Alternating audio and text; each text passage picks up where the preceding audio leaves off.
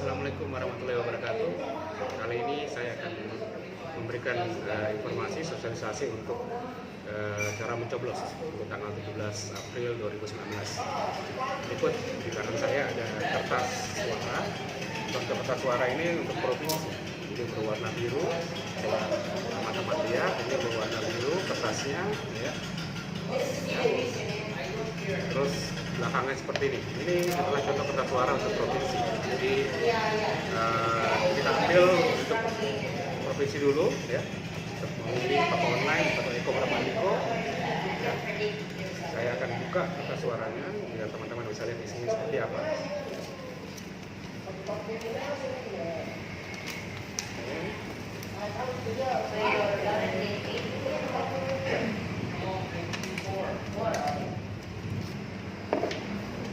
Di sini kertas suaranya lebih besarnya seperti ini, lebarnya nanti kurang lebih seperti di sana.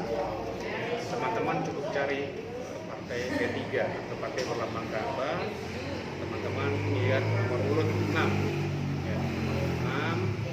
Ya, coblos di sini, teman-teman. Ya, saudara-saudaraku, keluargaku, dan teman-teman dari driver online, ojek online, dan keluarganya bisa melihat kertas suara ini.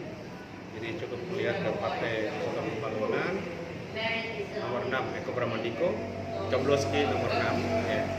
Coblos ke Eko Pramandiko, namanya saja, jadi jangan coblos yang lain supaya suara tak sah. Jadi cukup coblos Eko Pramandiko, terus jangan juga mencoblos di dekat kena garis, karena kalau kena garis nanti itu bisa jadi sengketa, suaranya ke nomor 5 atau ke nomor 7.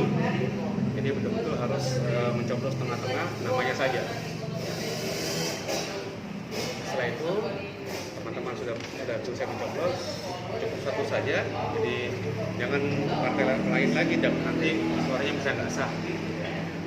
Jadi sampaikan ini mudah-mudahan teman-teman bisa ulang, cukup satu caleg saja. Jadi nomor urut 6.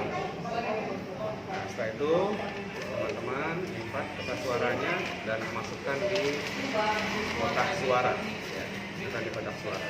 Namanya seperti ini lagi kembali. Dan masukkan di kotak suara. Jadi jangan lupa nomor 6 partai P3 caleg provinsi kertas warna biru. Terima kasih. Assalamualaikum warahmatullahi wabarakatuh.